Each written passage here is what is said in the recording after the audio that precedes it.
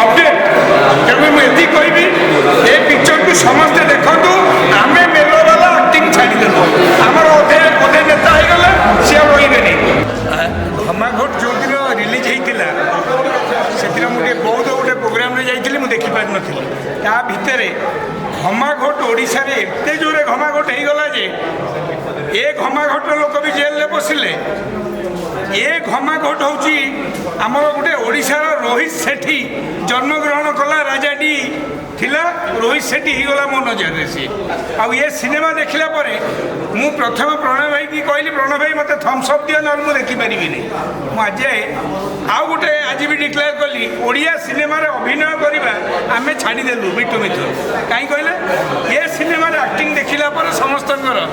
तो आउ इच्छा होनी एक्टिंग करिए कहीं कहले एते नेचुराल आम मेलो आम रोल कले लोक हल को आसुना कि ये पिला माने जो सिनेमा करिसेंती ये सिनेमा को जी थरे देखिबो हाँ ये आमर कौन भाई ना जड़े वज्रक्रिया भाई मो बड़ भाई गुरु मुझे कहबी घमाघोट कौन सिनेमा वज्रक्रिया भाई आसी देखा दरकार कहीं देखा दरकार सी दूर थी कहले घमाघोट कौन गोटे ना सी क्या डरती नहीं मुख्यमंत्री हो सी सब जी हो सी ट्यूशन करती किंतु वज्रक्रिया भाई मो गुरु को मुझे ये सिनेमाटा देखिए कहीं देखिए कि ओडिया सिनेमा आम कौ जगार पहुँचलुणु सेटा यही फिल्म देखिले जापर आपण मैंने मीडिया समस्ते बस मो बापा माँ देखुले मुझे 3 मास है बैठ देनी कि जानुरी मार्च देली कि कहबी जे सिनेमा प्रोड्यूसर जी कर धन्यवाद देवी एवं राजा डी मो पुतुरा निर्मल भाई पुओ ताको ना आउ राजा डी नहीं ताको ना रोहित सेठी मुदेली आज ना है रोहित सेठी ओडिशार एवं मु एक्टिंग लाइन छाड़ी मो पुओ अभी सी छाड़ी गोटे सिनेमा करें नहीं एवं मु अभिनय करी नहीं मु प्रमोशन करिया आसबि किंतु ए सिनेमा देखला परे आउ आमे जो मेलो वाला बनेटा एक्टिंग करतलु आम सिनेमा किछि चालू नहीं सब पिटी जाउछि किंतु ए सिनेमा 4 कोटी 50 लाख लोक कहबी गोटे लोक जदि देखिकी आसी कहबो जे भलो हेई नहीं मु इंटरवल जे देखिछि भाईना तार बीजीएम जो रेंज रे जाइछि ये लागुछि रोहित सेठी सिनेमा आउ एक्टिंग ये जो यंग मास करछन्ती ताकू ए यंग मास सब देखिबा दरकार आउ आजिर समाज ब्राउन सुगर रे जो जड़ित ए सट्टा रे जड़ित जो जो कथा रे जड़ित सेटा देखैछन्ती अपडेट तेणु मुझे कहबी ए पिक्चर को समस्ते देखु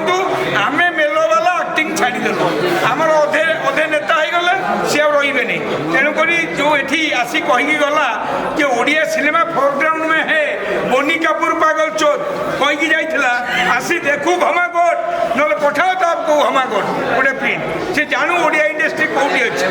ग्यारंटी मिठू मिठू एक्टिंग चलदेली मोर लॉरेंस विष्णु बाल ठाकरे भी मु फिल्म लाइन छाड़देली आज जो फिल्मटा करिए बोली कहउथले आउ किछि करिबि नै मु केवल लॉरेंस विष्णु बाल ठाकरे 4 कोटी लोक काम करी शनि महासेना फिल्म लाइन छाड़देली आज छाड़देली अभिनय करी केवल ये जो 9टा फिल्म साइन करदेवी आउ एक्टिंग करहबनी भाई आपको देखला लगुच आउ एक्टिंग आमको आसबनी कहीं कहल एत नेचुराल एत माने लगिला फिल्म रोहित सेठी कर फिल्म भल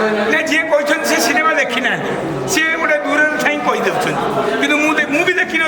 मुझे भावुली घमाघोट कौन गोटे ना कौन राजाटी आगु तो 3-4टा कर कौन कर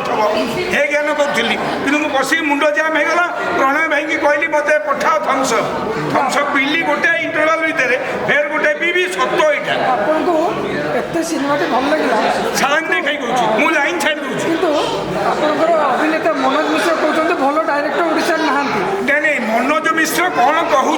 सेगुड़ा विवादीय कथा है से कथा चली ना मुझे जानी ये जो सिनेमा करछि रोहित सेठी ओडिशार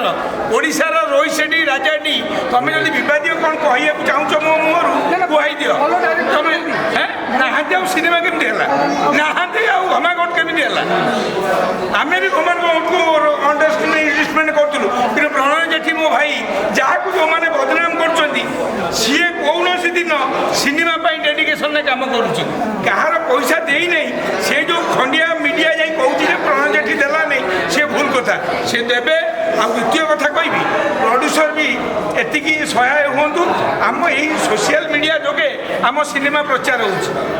ଆଜି କାହିଁ କେଉଁ ବଡ଼ ମିଡ଼ିଆ ଆସି ପ୍ରଚାର ଆମର କରୁଛନ୍ତି କି ଆମର ଏଇ ସୋସିଆଲ ମିଡ଼ିଆ ଭାଇ ଯୋଗେ ହଜାର ହଜାର ଲୋକ ଆଜି କେତେ ସପ୍ତାହ ହେଲା ଚାଲିଲାଣି ଫିଲ୍ମ 2 ସପ୍ତାହ ହେଇଗଲା ଆଜ୍ଞା 2 ସପ୍ତାହ ଗୋଟେ ଶୋ ଚାଲୁ ନାହିଁ ମ୍ୟାଟିନ୍ ଶୋରେ ଫିଲ୍ମ ନାହିଁ ମୁଁ ଏତିକି କହିବି ସିନେମା ବହୁତ ଭଲ ହେଇଛି ଇନ୍ଦ୍ରବାଲ ଦେଇ ମୁଁ ଦେଖିଲି ମୋ ଛାତିର ଧଡ଼କନ ଆଉ ମୁଣ୍ଡ 54 ବର୍ଷ ବୁଢ଼ା ମୁଁ ମାନେ ମୋର ପୁରା ସେଟ୍ ହେଇକି ରହିଲା କେଉଁଠି କହିଲୁ ଝପକ ପଲକେଇ ନାହିଁ ତେଣୁକରି ମୁଁ ଏତିକି କହିବି ଘମାଗଡ଼ ଯଦି ଆପଣ ଦେଖୁନାହାନ୍ତି ଆପଣ ଓଡ଼ିଶାରେ ଗୋଟେ ଭଲ ସିନେମାକୁ ମିସ୍ କରୁଛନ୍ତି କିଛି ମୁଁ ଏ ସିନେମାରେ ରୋଲ୍ କରିନି କି କିଛି ନୁହଁ ମୁଁ ଏ ଫିଲ୍ମର କିନ୍ତୁ ମୋତେ ଏ ସିନେମା ଭଲ ଲାଗିଲା ଓଡ଼ିଶାବାସୀ ଦେଖନ୍ତୁ ଖାଲି ପ୍ରମୋସନ ପାଇଁ ଏବେ ପ୍ରମୋସନ ଆଉ କ'ଣ ଲରେନ୍ସ ବିଷ୍ଣୁ ତ ମୁଁ ପ୍ରମୋସନ ହେଇଯାଇଛି ଆଉ ପ୍ରମୋସନ କରାଇବି ସିନେମା ସିନେମା ମୁଁ ଫିଲ୍ମ ଲାଇନ୍ ଛାଡ଼ିଲି ଘମାଗଡ଼ ଲାଷ୍ଟ ପିକ୍ଚର ମୁଁ ଦେଖିଲି ଦେଖିବାକୁ ଆସିବି ଅଭିନୟ କରିବିନି କାହିଁକି ନା ଆମକୁ ଅଭିନୟ ଆସୁନାହିଁ ଆମକୁ ଅଭିନୟ ଆସୁନାହିଁ ବୋଲି ଆମେ ସିନେମା ଭଲ କରିପାରୁନେ ଆଉ ୟଙ୍ଗ ପିଲା ଯେଉଁ ଅଭିନୟ କରୁଛନ୍ତି ତାଙ୍କ ଅଭିନୟକୁ